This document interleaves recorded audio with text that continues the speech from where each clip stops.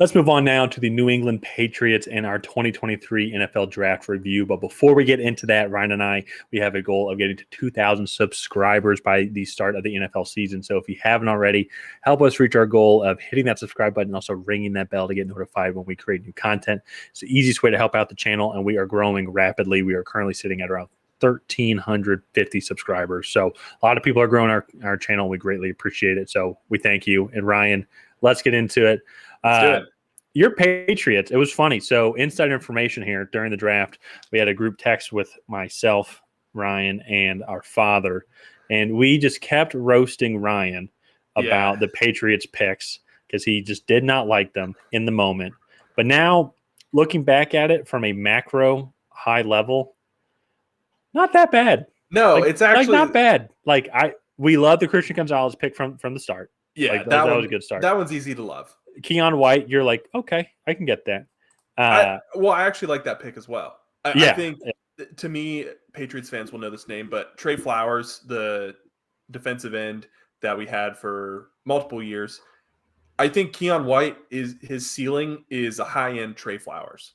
Yeah. And he's that flex edge rusher defensive end that you can kick in on true passing sets. And he has elite power. And for a guy that's 6'5", 285, I mean, he dropped into coverage in college. He played all sorts of different positions. And I really like that one. Gives Bill Belichick a lot of versatility. Yeah. So, Yeah. Those first two picks, I remember we were like you were saying, it's like we want a receiver. Like we need a receiver. Yeah. Let's go get something to be exciting about. And we're going to get to that here in a second. But then up to this point, though, we were both like, okay, we can justify these two picks. Gonzalez, as you said, okay, that was a steal for him getting that at 17. And Keon White, great points about his potential and versatility. Mm-hmm. Then you were at this point, though, when they're about to pick, you're like, I want Josh Downs. I want Josh Downs. I want Josh Downs. And we double dipped at defense. I was ready for that impact offensive player. And then they drafted Marte Mapu. And I'm not going to lie. He's a really good player. He is a really good player. So one of the things that Patriots fans, I think, have been clamoring for is they want more speed at the linebacker position. We've gone from Teddy Bruschi to Gerard Mayo, Brandon Spikes, Dante Hightower, right? Those are all big dudes, right? 6'5", 240 plus, right? But what they lack is speed. And Marte Mapu is 6'3", 221, and extremely athletic. But he can hit and play like he is one of those bigger linebackers because he has really elite length and he throws his body around like he's a wrecking ball. It's actually really impressive to watch, and he laid some really big hits in college. So I do have some hope for that pick. Also, Kyle Duggar's going into a contract year, so that he could be a potential Kyle Duggar replacement if he were to leave in free agency. So then where my qualms really started, especially I was very vocal in the group chat, was the beginning of day 3. So you come out, you draft Jake Andrews. There were tackles on the board that I wanted. There were wide receivers on the board that I still wanted. And you take a center. Okay, whatever. He's the best player available on your board. That's fine. You pick again in 10 picks. They trade up with the Jets for a kicker. Again, he's a very good kicker. He was the consensus number 2 kicker in the class. He is still a kicker. He's the highest drafted specialist in Patriots organization history. So that is what it is. And then you continue down the list. Sidy Sow is their next pick. The offensive guard from Michigan. He actually has some experience at tackle, and that was a highlight of Macro's press conference after the draft. So I'm actually really curious if they will play him at guard or if maybe they think he is more of a tackle. They do like more bully-sized guards, like to bully defensive linemen on the right side, and then they like to be a little bit more athletic on the left side. And so that is one of the things that I think could be possible with Sidy Sow, is maybe kick him out to right tackle. And then Antonio Mafi, the guard. I remember you texted me laughing that they had taken 3 interior offensive linemen and not a tackle. In about 40 picks. Yeah, in about 40 picks. And so and a kicker. during that time as well. I will. Oh, sorry. Go ahead. I was gonna say at this point of the draft, I was extremely frustrated that the only thing that we had done on offense was drafted interior offensive linemen. With our first what is that? 7 picks, 8 picks? Well, of day 3, It was the first 4 picks were 3 interior offensive linemen and a kicker. Yeah. So of day 3, yeah. Yeah, of day 3. And so I was pretty frustrated at this point. I do like all of the players. Is the one caveat.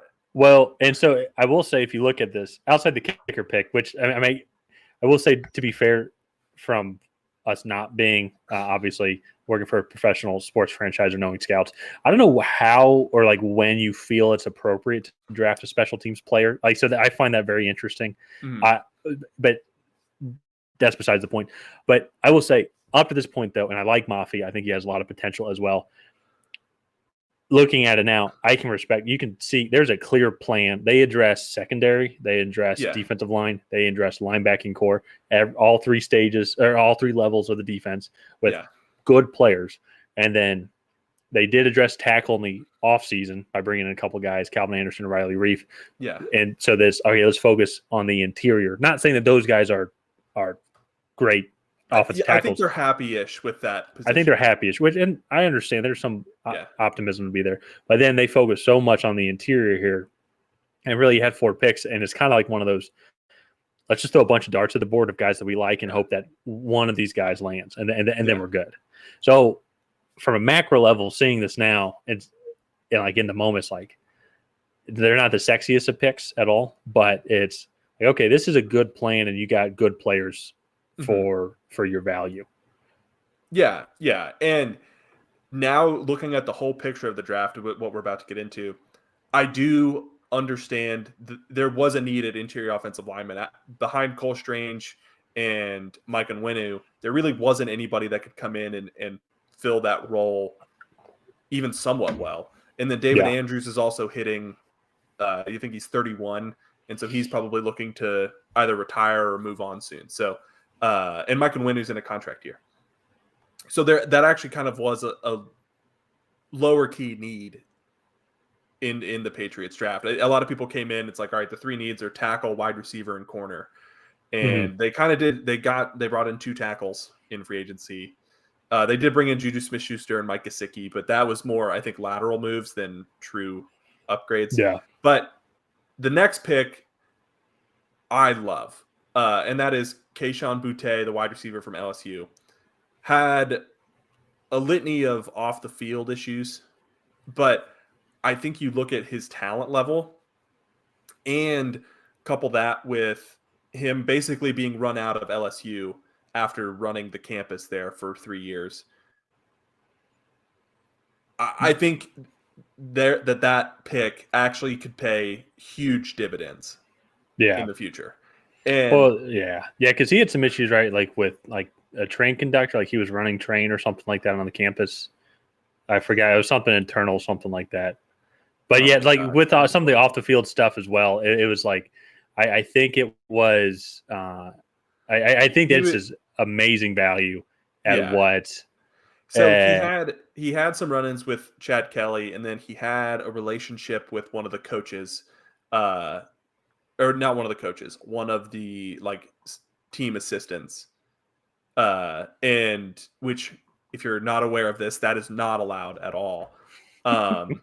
And so he basically was run out of LSU because of those off the field issues. And so I think bringing him in with a 6th round pick, I think that's tremendous value. If you can get him into what he was a couple years ago at LSU, where he was far and away the best wide receiver in this class, that's tremendous value.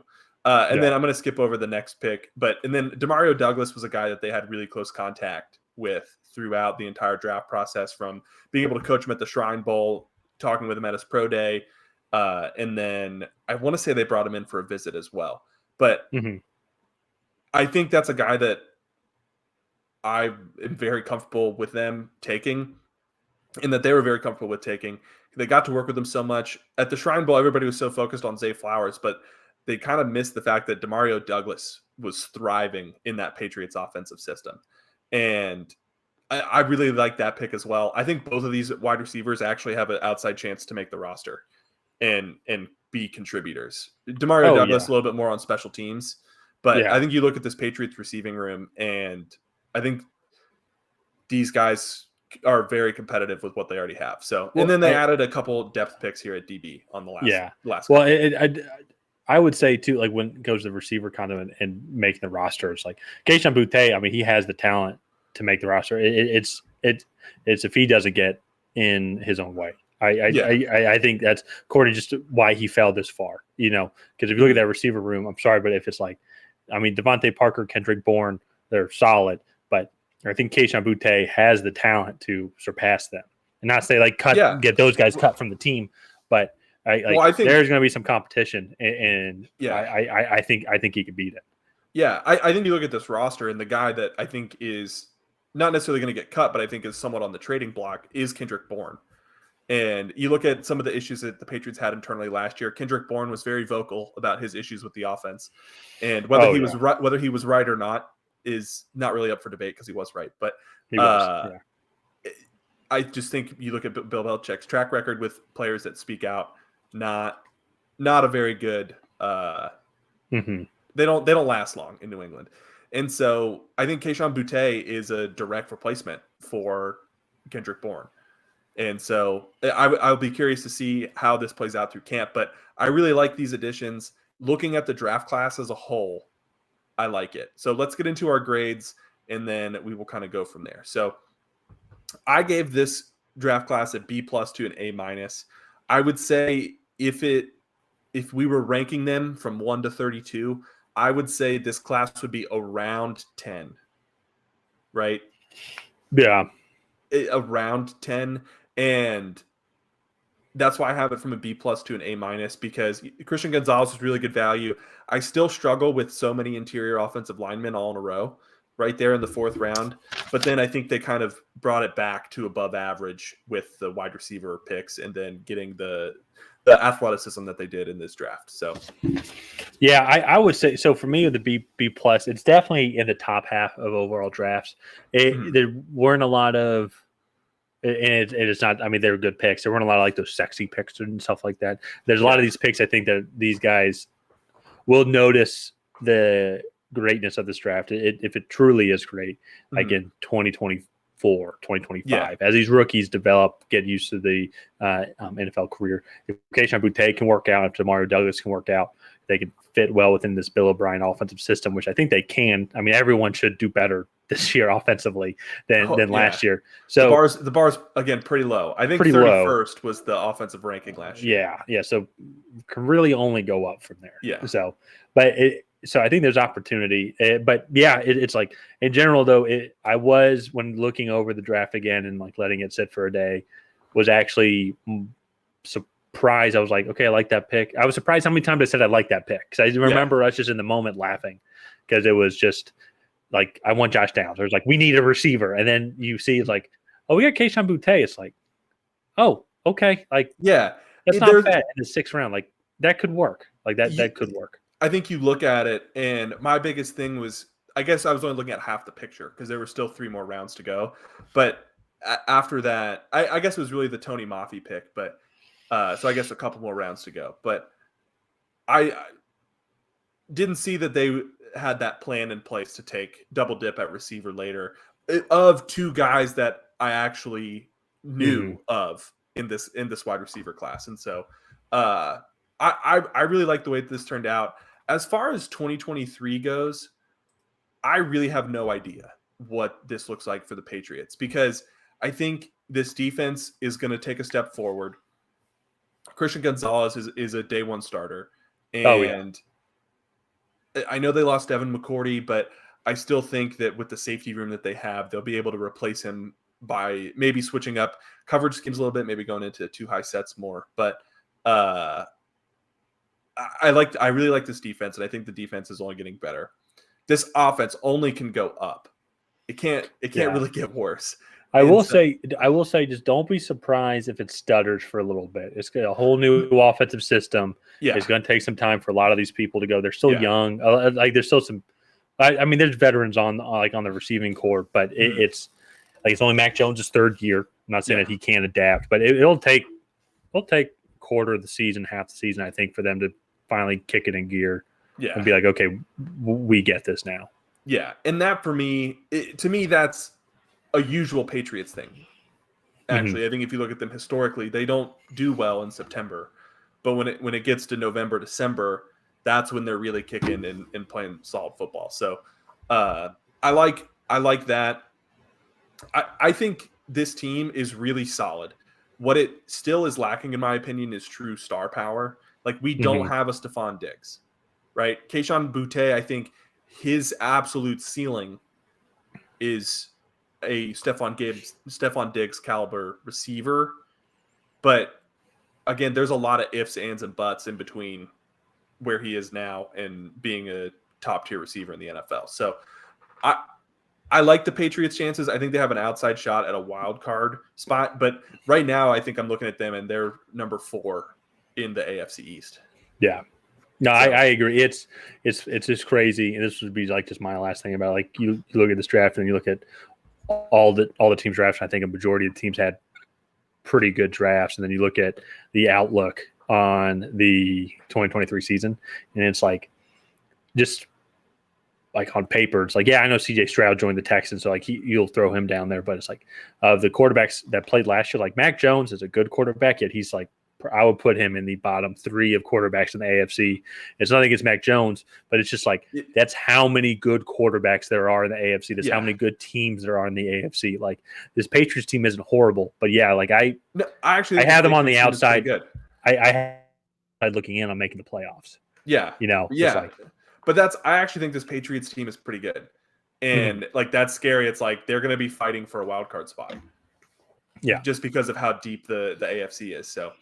Anyways, let's go ahead. Let's wrap up this Patriots draft recap there. If you guys have not already, please go ahead and like and subscribe and smash that bell to get notified when time they're creating new content. And while you're down there, leave a comment on this video. Let us know what you thought of the Patriots draft class. We're come the middle of day 3. Were you just as frustrated as me? Did you see Bill Belichick's plan all the way, saying hashtag in Bill we trust? Let us know down below. And other than that, we'll see you guys next time.